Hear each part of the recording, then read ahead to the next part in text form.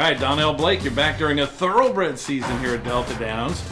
Had an interesting year, didn't you? We're going to go over that in just a second. How does it feel to be back here working horses? It's amazing. It feel like first time riding a bike, or after your first time riding a bike. Something you don't forget. And I mean, when you have a passion for it, I mean, you love what you do and you do what you love. Yep.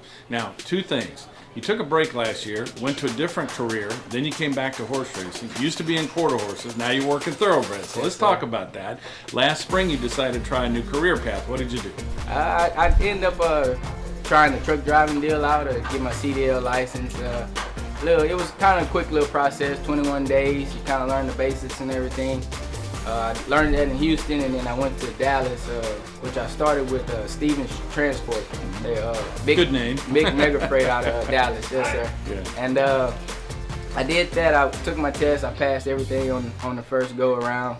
And 4-day orientation, which I've been doing this for 10 years. Yeah. The orientation that didn't really sit well with me sitting in the classroom. I think the first day was like 16 hours, man. I was like, man, I think I'm ready to go back now. But I hate being a quitter. I hate giving up on something. So I did that 4-day orientation. Then I went with my trainer. He was based out on the East Coast. We did New York, Pennsylvania, all in that area, and it was craft. So most like cheese and Lunchables and stuff like that. And refrigerated. So, yes sir, all refrigerated. And I came back. I had to get a second trainer, and he was OTR. So if I would have started with him, I would have never had to do the second one. Which, I mean, it was a good experience. My first trainer, I mean, it was fun. It's like he was like a cousin or a brother or something to me, man.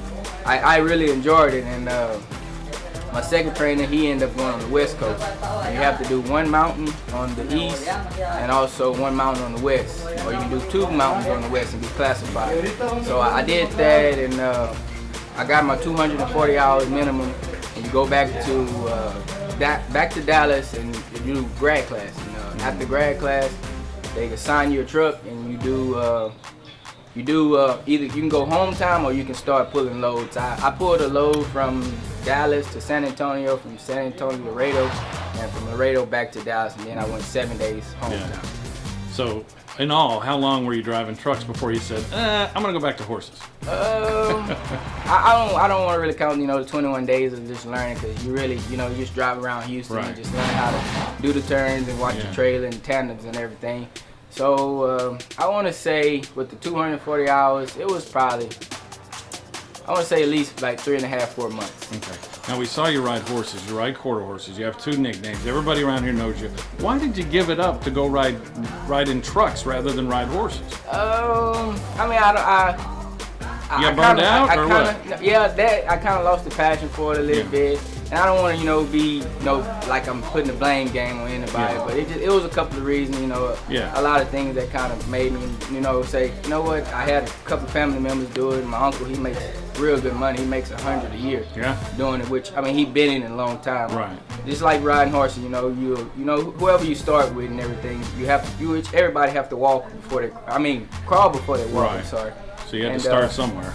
Yes, sir. I tried it out and everything, and I ended up getting sick real bad, and everybody saying, "Oh man, I think you got the little corona deal and all that." So man, I don't want to hear that. I'm good. Yeah. And got over that. Yeah, you have to keep going, because I mean, the more miles, that's right. You have to rack up the miles to get paid. Like horses, you have to get on horses in order to get some money rolling in. So I did that, kept going, and I mean, just more and more every day, I was just like, you know what?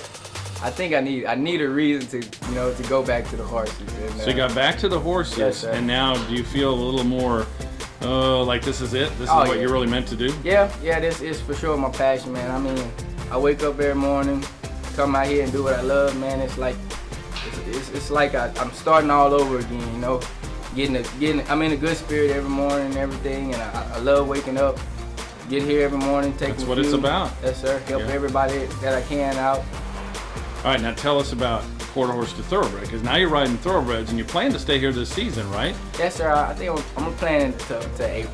I'm planning out to April. I've been getting a lot of calls and when you're back in the quarter horse world, me right? Come ride one, and I just, I haven't made up my mind exactly on that. But Well, I mean, told you for a long time you make a great thoroughbred rider. You Yes, just need to sir. get out there and do it. Yes, sir. Yes, sir. This is what I learned on. This is what I learned on. So it's nothing to do with it. Well, we called you Captain Hook for a reason. You're good around the turns, you know? Yes, sir. Yes, sir. Okay. So anyway, so we hope to see you in some races here. I see you out here every morning. Got the big smile. So you're back to your passion now. Yes, sir. Have a great meet and stay safe. Okay. Thank you, sir. Thank you, Mr. Don.